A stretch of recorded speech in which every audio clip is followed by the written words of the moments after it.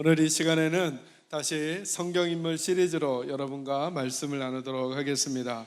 에스겔서 4장 1절에서 8절 말씀을 중심으로 에스겔이라고 하는 인물에 대해서 여러분과 좀 말씀을 나누도록 하겠습니다. 에스겔서는 구약에 있는 성경이기도 하지만 우리에게 너무나 명확하게 알려져 있는 성경 본문이 있어서 다른 본문들은 그반 잘 다루어지지 않거나 우리가 잘 기억하지 못하는 경향이 있습니다. 에스겔서는 총 50장으로 되어져 있는데요, 그 중에 저희들에게 잘 알려져 있는 게 마른 뼈 환상이죠. 그죠? 에스겔이 마른 뼈를 향해서 외칠 때 그 마른 뼈들이 살아나서 생명을 갖게 되었다는 환상의 부분, 그 이야기가 제일 많이 우리에게 알려져 있고요. 또 하나는 후반부에 가면 성전에 대한 환상이, 그래서 하나님이 은혜 주시는 그 성전의 모습들을 그려지는 환상의 내용들이 그 에스겔서의 대표적인 이야기들로 우리에게 알려져 있습니다. 그럼 오늘 저는 여러분들과 함께 에스겔서 4장의 말씀을 좀 여러분에게 소개하면서 거기에 담겨있는 하나님의 마음을 좀 살피려고 합니다. 오늘 에스겔서 4장을 제가 여러분과 함께 나누려고 하는 이유는 에스겔서 4장에 나오는 그 에스겔의 모습, 그리고 에스겔에게 명령하시는 하나님의 명령이 좀 평범하지 않기 때문에 그렇습니다. 평범하지 않은 요구가 하나님께로부터 있는데 에스겔이 그것을 순종하는 내용이 나오거든요. 그러고 보니까 에스겔서 전체를 살펴보면서 그 에스겔과 비슷한 당대에 살았던 선지자들의 삶을 살펴보면 그들은 하나님께로부터 무엇인가를 요구받았을 때 그 하나님의 요구에 대해서 순종했던 사람들이다라고 하는 것을 알게 됩니다. 그래서 오늘 설교 제목을 이렇게 잡았습니다. 한번 따라해 주시겠습니까? 하나님 때문에 순종합니다. 그러니까 오늘은 저희가 두 가지를 한번 고민해 봐야 합니다. 나는 순종하는 사람인가? 라고 하는 것 하나 생각해 보셔야 하고, 또 하나는 하나님 때문에 순종하고 있는가를 한번 생각해 봐야 합니다. 저와 여러분이 먼저 우리 마음속으로 한번 질문을 던져 보시죠. 나는 순종하는 사람인가? 또 하나, 나는 하나님 때문에 순종하는 사람인가? 이 내용을 에스겔서 4장의 전체 내용, 4장의 내용과 또 전체를 아우르면서 같이 여러분과 말씀 나누겠습니다. 먼저 에스겔서 전체의 내용을 한번 간략히 요약해 드리면, 에스겔서뿐만이 아니라 이사야부터 시작이 돼서 말라기까지 모든 선지서의 주된 핵심 메시지가 딱 두 가지로 정의할 수 있습니다. 그러니까 이사야도 그렇고 예레미야도 그렇고 에스겔, 다니엘, 하박국, 학개, 스가랴, 말라기 모든 성경을 여러분이 읽으실 때 먼저 이 두 가지 안테나를 세우고 성경을 읽으시면 거기 있는 내용들을 이해하기가 쉽습니다. 그 핵심 두 가지 내용이 뭐냐면, 첫째로는 하나님의 심판, 두 번째로는 하나님의 구원입니다. 그래서 하나님께서 하나님 앞에 불순종하고 하나님의 계명대로 살지 않고 하나님께 등을 돌렸던 이스라엘과 유다에 대한 하나님의 징계, 하나님의 심판을 선지자들을 통해서 말씀하십니다. 그러니 저와 여러분도 기억해야 됩니다. 하나님께서 사랑의 하나님이시고 하나님께서 은혜의 하나님이시지만 오늘날도 예수 믿는 우리들이 하나님의 말씀 앞에 합하지 않게 살아가거나 하나님의 뜻에 거역하게 하며 살아갈 때 지금은 괜찮은 건지 모를지 모르지만 하나님의 시간이 되면 저와 여러분에게도 하나님의 징계와 심판이 있을 수 있다는 사실을 꼭 명심하셔야 합니다. 이건 이해하기가 어렵지 않습니다. 우리가 우리의 자녀들을 키우거나 혹은 우리가 부모님들로부터 양육을 받을 때 우리를 너무나 사랑하고 또 우리가 너무나 사랑하는 자녀들이지만 그들에게 항상 좋은 것만 주지 않습니다. 그죠? 그들에게 때로는, 그래서 생각해 보니까 그런 것 같아요. 우리 아이들이 자라나면서 뭐 하지마, 안 돼, 뗐지, 지지, 뭐 이런 얘기를 누구로부터 제일 많이 듣는가? 부모님으로부터 제일 많이 듣게 되는 거죠. 그죠? 그리고 막 손님이 왔을 때 떠들거나 그러면 조용히 해라, 아빠 새 쓴다, 이러면서 온갖 협박과 압박 속에 살게 되는 거죠. 그것이 자녀를 양육하는 부모의 태도이듯이 하나님께서도 하나님의 백성들을 사랑하고 아끼시지만 기억하셔야 됩니다. 선지서들을 읽어가시면서 하나님께로부터 오는 진노와 징계, 심판이 있을 수 있다는 생각을 여러분 염두에서 절대 지우시면 안 됩니다. 그게 에스겔서를 포함한 선지서의 첫 번째 메시지입니다. 그러니 빨리 하나님 앞으로 바르게 돌아오라는 것이죠. 두 번째 메시지는 뭐냐면 하나님의 구원과 회복의 메시지가 예언서, 선지서의 핵심 메시지입니다. 모든 선지서를 읽어보시면 거기에 하나님께서 끝내는 이 이스라엘과 유다를 하나님께서 회복시키신다라고 하는 메시지가 있습니다. 이것은 그 백성들의 착함이나 선함, 의로움에 근거하지 않습니다. 오직 하나님의 은혜로만 그들을 회복시키시겠다라고 하는 하나님의 약속의 메시지가 에스겔을 포함한 모든 선지서에 담겨져 있습니다. 그러니까 여러분들은 성경을 읽으실 때 두 가지 안테나를 세우시고 하나님께서 어떤 면에 대해서 우리를 징계하시고 혹은 진노하시는가를 잘 살피셔야 하고, 그럼에도 불구하고 하나님은 우리에게 어떻게 구원과 회복의 메시지들을 주시는가를 확실하게 붙드시는 지혜가 저와 여러분에게 있기를 주님의 이름으로 축원합니다. 그런 에스겔서의 4장의 부분에는 조금 특이한 내용들이 담겨져 있습니다.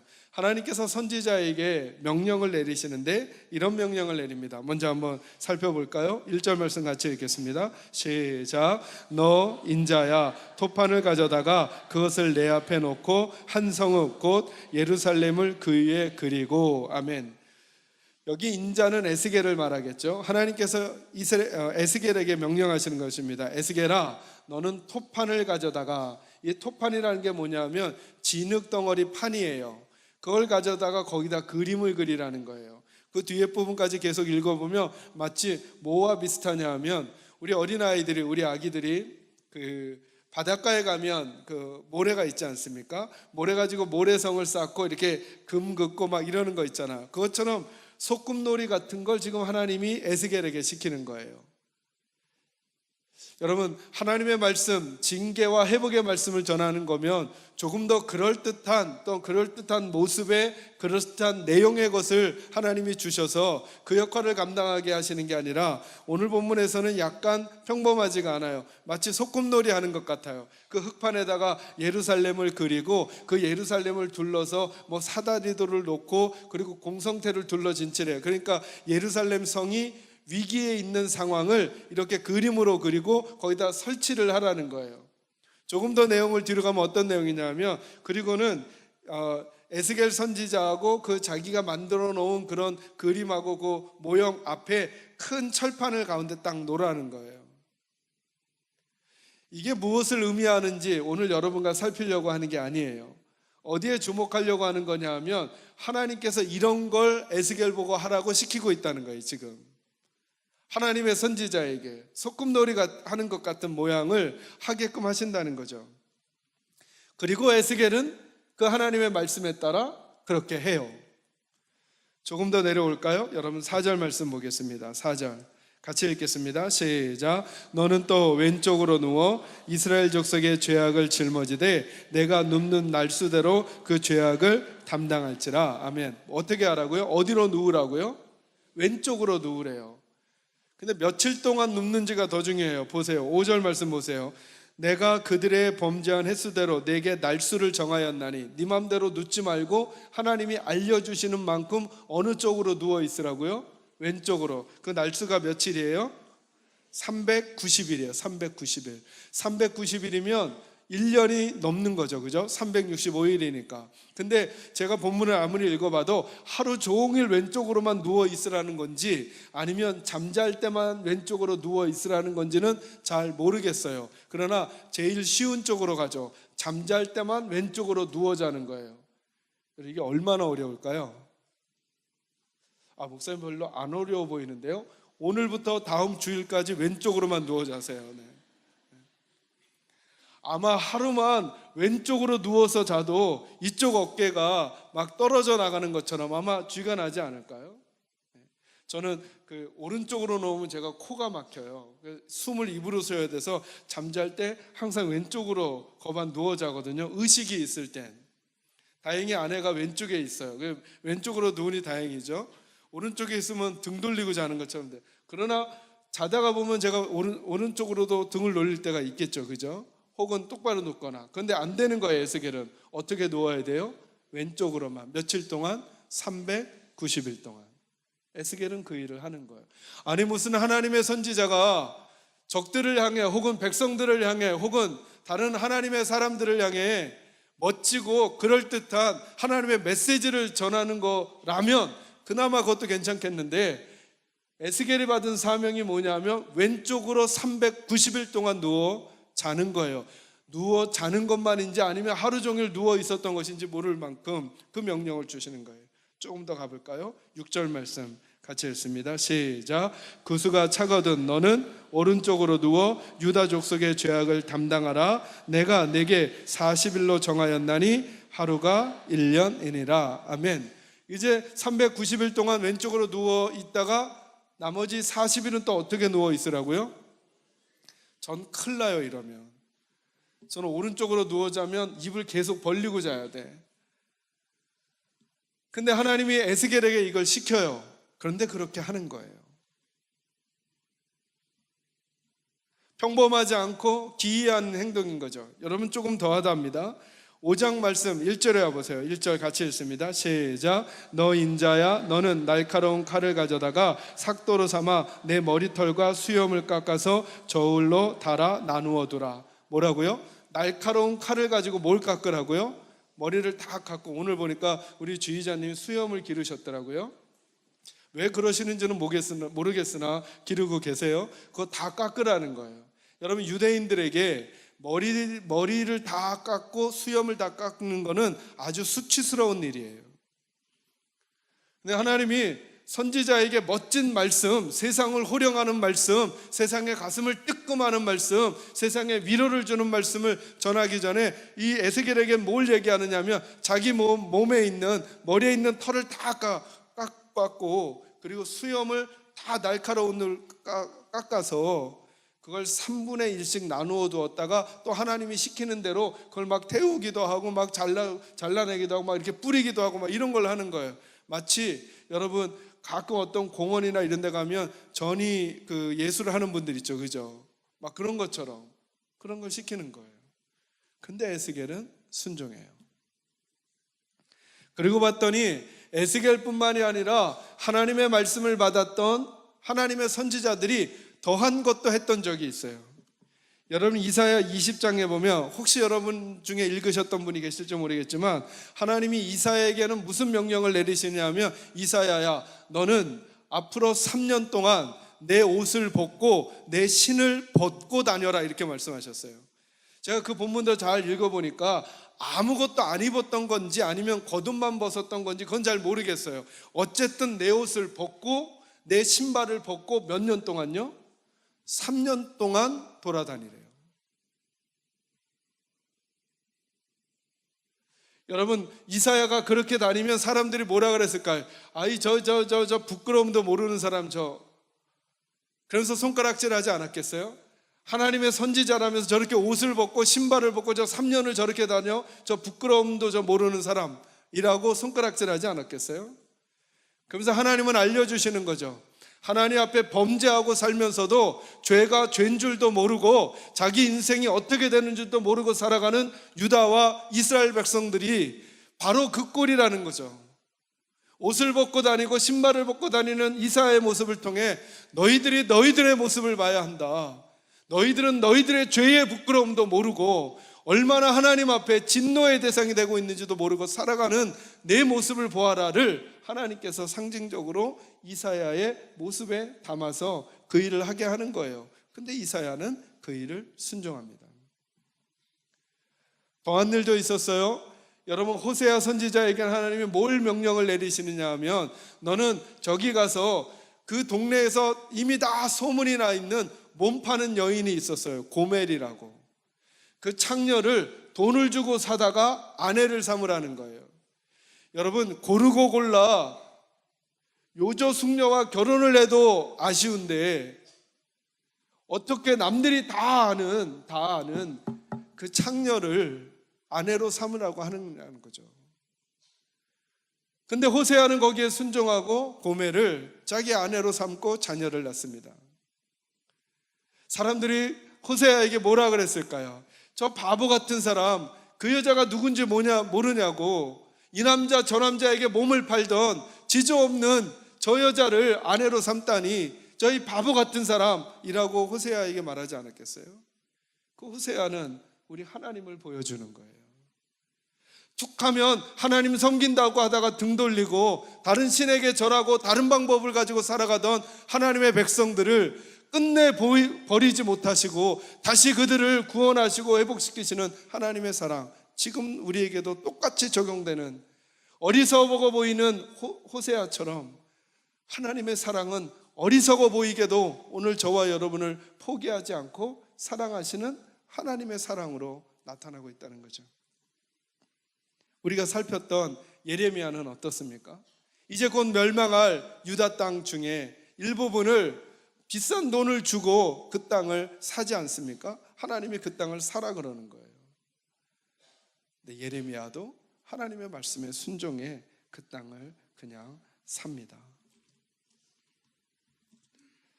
저는 이 말씀을 묵상하면서 이렇게 평범하지 않고 내 마음에 흡족하지 않은 거일 텐데 어떻게 에스겔은 순종할 수 있었을까? 그리고 어찌 보면 에스겔에서는 그 거대한 메시지들 전에 에스겔과 하나님 사이에 일어났던 이런 일들을 통해 오늘을 살아가고 있는 우리들은 과연 하나님 앞에 어떤 태도로 살아가고 있는가? 그리고 하나님의 말씀은 어느 정도의 무게로 내 마음에 담겨지고 있으며 하나님의 마음은 어느 정도의 무게로 내게 가치를 두고 있는가 한번 생각해 보는 일들이 저와 여러분에게 필요하다고 하는 것입니다. 그래서 오늘 설교 제목은 하나님 때문에 순종합니다입니다. 두 가지를 여러분과 함께 살피겠습니다. 첫째로는 하나님 때문에입니다. 에스겔이 이렇게 될 수 있었던 이유가 뭘까? 그건 하나님 때문입니다. 여러분 본문을 표시하시고 말씀을 한 구절 찾겠습니다. 1장 3절입니다. 1장 3절. 에스겔 1장 3절 같이 읽겠습니다. 시작. 갈대아 땅 그발 강가에서 여호와의 말씀이 부시의 아들 제사장 나 에스겔에게 특별히 임하고 여호와의 권능이 내 위에 있으니라. 아멘. 여러분 3절에 보니까 이렇게 시작이 되죠. 갈대아 땅 그발 강가에서. 갈대아 땅은 어딜까요? 여기는 바벨론 땅이에요. 그러니까 에스겔이 포로로 잡혀갔던 거죠. 사족이지만 그냥 한번 듣고 잊어버리세요. 다니엘하고 에스겔은 이스라엘과 유다 땅에서 메시지를 전한 게 아니에요. 이 두 사람은 바벨론 땅에서 하나님의 선지자 역할을 했던 거예요. 포로로 잡혀가 있던 상황에서. 근데 그 상황에서 하나님의 말씀이 누구에게 임했다고요? 에스겔에게. 그런데 특별한 표현이 하나 있죠. 어떻게 임했다고요? 나 에스겔에게 어떻게 임했다 그래요? 특별히 임했다는 거예요. 특별히. 그러니까 하나님의 말씀이 에스겔에게 지워지지 않을 만큼 너무나 특별하게 임했다는 거예요. 그래서 이거를 좀 더 2장에는 상징적인 표현으로 에스겔에게 어떻게 하나님의 말씀이 임했는지를 우리에게 설명해 주고 있어요. 여러분 2장 8절로 오겠습니다. 제가 읽어가면서 설명합니다. 너 인자야. 인자는 누굴까요? 에스겔이겠죠. 너 에스겔아, 내가 내게 이르는 말을 듣고 그 패역한 족속같이 패역하지 말고 내 입을 벌리고 내가 내게 주는 것을 먹으라 하시기로. 9절. 내가 보니 보라 한 손이 나를 향하여 펴지고 보라 그 안에 두루마리 책이 있더라.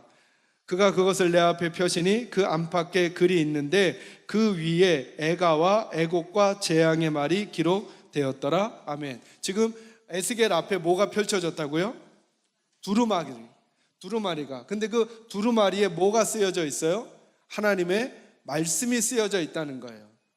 근데 그것에 대해서 하나님이 어찌 하시느냐? 3장 1절. 또 그가 내게 이르시되 인자야 너는 발견한 것을 뭐 하라고요? 뭘 먹으라는 거예요 지금? 두루마리를 먹으라는 거죠. 두루마리에 뭐가 쓰여져 있어요? 하나님의 말씀. 하나님의 말씀이 쓰여져 있는 두루마리를 먹으라. 너는 이 두루마리를 먹고 가서 이스라엘 족속에게 말하라 하시기로. 내가 입을 벌리니 그가 그 두루마리를 내게 먹이시며 내게 이르시되 인자야 내가 내게 주는 이 두루마리를 내 배에 넣으며 내 창자에 채우라 하시기에 내가 먹으니 그것이 내 입에 달기가 꿀 같더라. 아멘. 뭘 먹이셨어요? 두루마리를. 그러면서 에스겔에게 하나님이 상징적으로 평범하지 않은 방법을 알려주시는 것이죠. 말씀은 듣는 게 아니라 말씀은 뭐 하는 것이다? 먹는 것이다. 그러니까 저와 여러분이 말씀을 귀로 듣기만 하는 게 아니라는 거죠. 말씀을 마음에, 지금 내 마음 안에 막 이렇게 집어넣는 것과 같은 그림을 그리시라는 거예요. 설교를 들을 때, 성경을 읽을 때, 성경을 공부할 때 우리들이 머리를 이용해서, 눈과 귀를 이용해서 보고 듣는 게 아니라 마치 저와 여러분이 음식을 먹듯이, 음식을 먹어 배에 채우고 창자에 채우듯이 하나님의 말씀을 우리 안에, 그렇다고 또 오늘 가서 한 장씩 찢어가지고 이렇게 먹으시는 거 말고요. 뭐 그것도 나쁘진 않겠어요. 예전에 우리 사전 외울 때 그 방법 한 번쯤 다 해보셨죠? 여러분 한두 권씩 영어 사전은 들어있는 거 아니에요? 굳이 그 얘기를 하는 건 아니겠죠. 그러나 상징적으로 우리에게 말씀하시는 거죠. 말씀을 들을 때 내 안에 내가 가지고 있는 생각과 비교해서 평가하고 분석하고 판단하는 게 아니라 그 말씀을 먹어야 한다는 거예요. 먹어야. 그걸 하나님께서 에스겔에게 알려주셨어요. 여기 말씀 한번 보세요. 우리나라 성경에는 살짝 애매하게 번역이 되어 있는데요. 10절 말씀 한번 보세요. 같이 읽습니다. 시작. 또 내게 이르시되 인자야 내가 내게 이를 모든 말을 너는 마음으로 받으며 귀로 듣고. 3장 10절이에요. 거기 보니까 뭐라 그러죠? 내가 내게 이를 모든 말을 너는 마음으로 받으며, 그 다음에 뭐 하라고요? 이렇게 돼서 우리가 오해하는데요, 원래 성경에는 어떻게 되어 있느냐 하면 이렇게 되어 있어요. 주의 깊게 들은 다음에 그 다음에 내 마음으로 그것을 가져가라, 이렇게 되어 있는 거예요. 그러니까 마지막이 뭐예요? 마음에 담는 거죠. 귀로 듣는 게 아니라 주의 깊게 듣고 그 말을 마음에 담으라는 거예요. 담으라는 거예요. 제가 여러분에게도 그렇게 설명드리죠. 예수님을 닮아가는 것보다 예수님을 담는 게, 담아놓는 게 더 중요하다 그랬죠. 그 말이 예수님을 끄집어다가 입을 벌리고 우리 마음에 담는 거 말하는 거 아니잖아요. 그죠? 그러나 예수님을 우리가 담는다 그럴 때 담아놓는다라고 하는 느낌을 여러분 아시듯이, 여러분이 말씀을 들을 때 귀로 듣는 게 아니라 마음 안에, 여러분의 창자 안에, 에스겔에게는 하나님이 그렇게까지 표현하셨어요. 내 뱃속에, 내 창자 속에 이 두루마리, 이 말씀을 먹으라, 이렇게 말씀하셨어요. 저는 우리 사랑하는 계산제일교 식구들이 말씀을 먹게 되기를 주님의 이름으로 축원합니다. 여러분, 말씀을 먹는다는 게 뭘까요? 하나님 때문에 순종한다는 게 뭘까요? 기준이 명확한 삶을 산다는 거예요. 여러분에게 기준이 명확해야 돼요. 기준이 명확하려면 말씀을 먹으셔야 돼요. 이게 우리들의 존재의 기준이에요. 에스겔은 그가 사는 이유와 사는 방법이 명확합니다. 다른 사람들은 이해하지 못하겠죠. 평범해 보이지 않아요. 무슨 선지자가 소꿉놀이를 하고 있어요. 무슨 선지자가 머리를 밀고 수염을 깎고 그러고 다니고 있어요. 무슨 선지자가 왼쪽으로 390일을 누워 자고 오른쪽으로 40일을 누워 자냐고요. 그게 무슨 의미가 있냐는 거예요. 그러나 에스겔에게는 기준이 명확해요. 하나님이 하라시면 하는 거예요. 누가 기준이에요? 하나님이 기준 되는 거죠. 제가 여러분에게 구원은 두 가지 이동이라고 늘 설명하죠. 첫째는 뭐의 이동이라고요? 자리의 이동, 장소의 이동이에요. 근데 우리들 중에 예수님을 영접해서 자리가 이동되기는 했지만 두 번째 이동이 안 된 분들이 많아요. 두 번째 이동이 뭐예요? 생각의 이동. 생각이 안 바뀌었어요. 생각이. 그러니까 아직도 기준이 나예요. 기준이 나. 잠시 후에 이 얘기 조금 더 해드릴 거예요. 아직도 기준이 난 거죠. 애굽에서 살던 이스라엘 백성들이 하나님의 말씀을 받았어요. 여러분 신명기 28장 말씀 한번 꼭 읽어보세요. 거기에 보면 하나님 말씀하시죠. 너희가 내 말을 듣고 내 말을 지키면 들어가도 나오며 복을 받게 될 거야, 이렇게 말씀하시죠. 핵심이 뭐냐 하면 기준이 달라졌다는 거예요. 지금까지 내가 가지고 있던 기준이 아니라 하나님의 말씀을 기준으로 삼는 기준이 명확해진 거예요. 그래서 사랑하는 성도 여러분, 행복한 믿음 생활에는 바른 시각과 관점이 매우 중요합니다. 시각이 바르지 못하잖아요. 믿음 생활하는데도 행복하지 않아요. 행복하지 않는 게 아니라 행복할 수 없어요. 행복할 수 없는 길을 먼저 선택하고 가는 거예요. 왜요? 생각이 안 바뀌었으니까. 왜 이스라엘 백성들이 광야에서 그렇게 힘든 시간을 보낼까? 광야니까? 아니요. 광야에서 그들이 생각이 안 바뀌었기 때문이에요. 광야에서는 제일 충돌을 일으키는 게 뭘까요? 하나님이 시내산에서 십계명과 계명들을 주신 거예요. 근데 이스라엘 백성들은 지금 어디서 나왔어요? 애굽에서 살던 기준이 있거든요. 근데 하나님이 갑자기 말씀을 주시니까 애굽의 방법하고 하나님의 방법 두 가지가 광야에서 자꾸 부딪히는 거예요. 옛날엔 배고플 때, 잘 데가 없을 때, 입을 게 없을 때 해결했던 방식이 있거든요. 근데 이제 하나님이 자꾸 다른 방식을 주시니까 하나님의 방식하고 내 방식하고 자꾸 다투는 거죠. 그러니까 광야가 어려운 거예요. 이스라엘 백성들이 가나안에 들어가서도 어려워요. 왜 어려울까요? 가나안에 들어갔더니 가나안 땅에서 잘 살던 사람들의 패턴이 있었어요.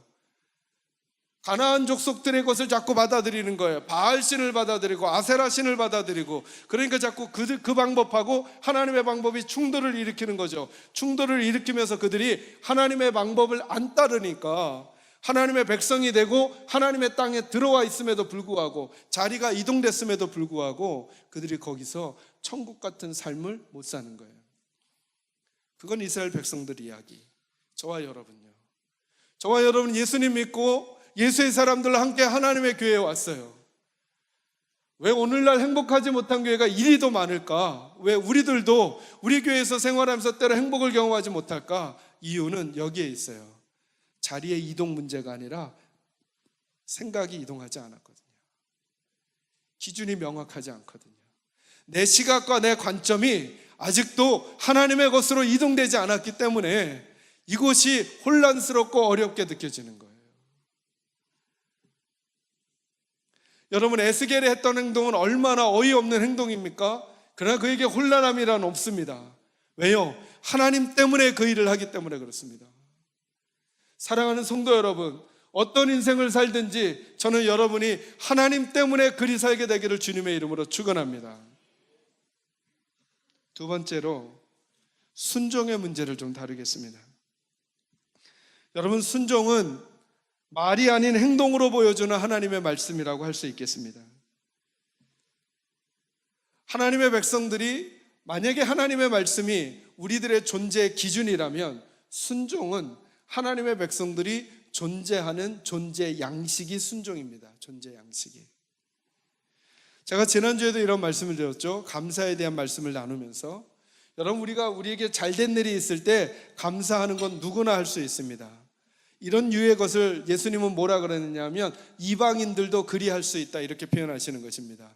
거기에 이방인이란 무슨 뜻일까요? 하나님 안 섬기는 사람들도 그 정도는 다 하고 산다는 거예요. 그래서 여러분, 우리들 중에 다른 이가 혹은 어떤 분들이 우리에게 감사한 일을 했는데도 불구하고 그것에 대해서 감사하지 않잖아요. 그러면 세상 사람들보다 더 못한 거죠.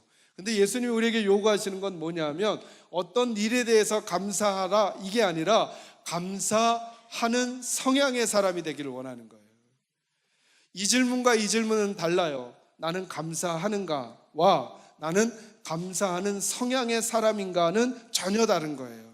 그래서 하나님께서 감사하는 사람이 되라 그러죠.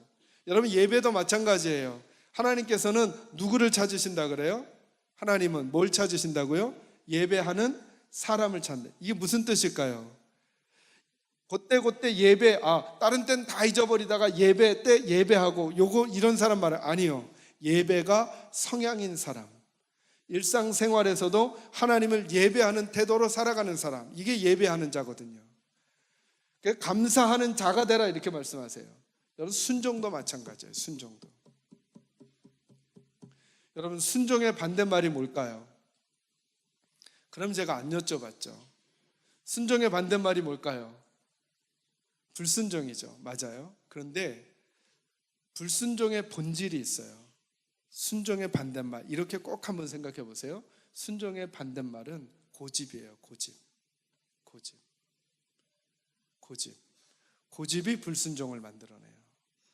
왜요? 아까도 이런 말씀 드렸죠? 구원의 두 번째가 생각의 이동이라 그랬잖아요. 하나님의 말씀이 들려왔어요. 들려와도 소용없어요. 고집 있는 사람은 내 스타일 그대로 고집해요. 그래서 불순종이 나가는 거예요. 불순종이. 그래서 하나님이 말씀하시죠. 불순종하는 이스라엘 백성들을 표현할 때 뭐가 곧은 백성이라 그러죠? 목이 곧은 백성이라 그러죠. 목이 곧다는 게 무슨 뜻일까요? 왜 목이 곧을까요? 고집이 센 거예요. 고집이. 아무리 하나님이 말씀해도 통하지 않아요. 아무리 하나님이 거듭 말씀해도 통하지 않아요. 뭐가 세니까? 고집이 세니까. 그러니까 뭐로 나타나요? 그 고집이 불순종으로 나타나요. 고집이. 말씀드렸던 이사야에게 하나님이 말씀하셨던 그 명령, 호세아에게 말씀하셨던 그 명령, 에스겔에게 말씀하셨던 그 명령 받기 쉬운 게 아니에요. 내가 가지고 있는 기준에 의하면, 그죠? 만약에 그들이 고집을 세웠다면 하나님께 불순종했을 거예요. 근데 그들은 고집 세우지 않아요. 고집 세우지 않아요.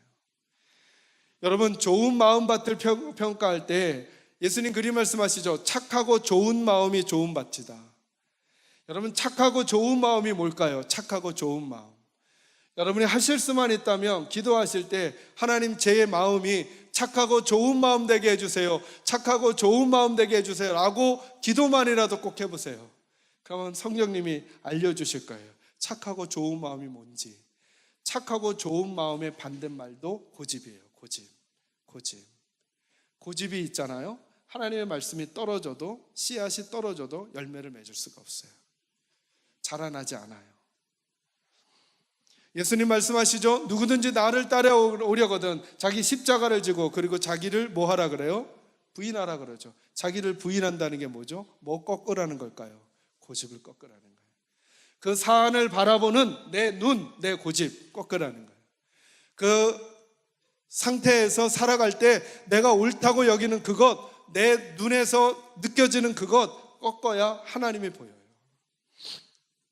사랑하는 성도 여러분, 에스겔이 겪었을 내면과 외면의 고통을 한번 생각해 보세요. 그가 멋진 하나님의 선지자로 살고 싶었던 그런 소망이 있지 않았겠어요? 그러나 그는 하나님의 말씀을 먹었을 때, 하나님의 말씀이 그 속에 들어왔을 때 그는 이제부터는 내 삶은 하나님 때문에 사는 거라고 그는 결정한 거예요. 내가 잘하기 때문이 아니라. 그래서 여러분, 순종은, 이건 순종에 가까운 의미가 아닌 거예요. 내가 좋아하는 거, 내가 잘하는 거 시켜서 그대로 하는 것은, 여러분, 내가 오른쪽으로 가고 싶은데 오른쪽으로 가려서 오른쪽으로 갈 때 순종 필요하지 않아요. 그냥 가면 돼요. 순종은 어느 때 필요할까요? 난 오른쪽으로 가고 싶은데 하나님이 왼쪽 가라는 거예요.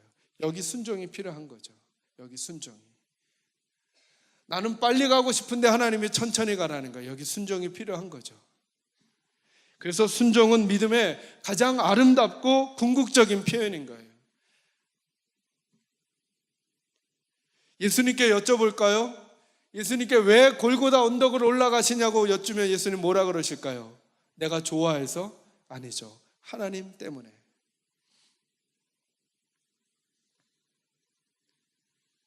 이사야에게 물어볼까요? 왜 옷을 벗고, 왜 신발을 벗고 3년 동안 그리 미친 사람처럼 걸어 다니냐고 하면 이사야가 뭐라 그럴까요? 전 노출을 좋아해서, 이렇게 말할까요? 아니죠. 하나님 때문에. 그럼 여러분, 이 시간에 한번 물어보는 거죠.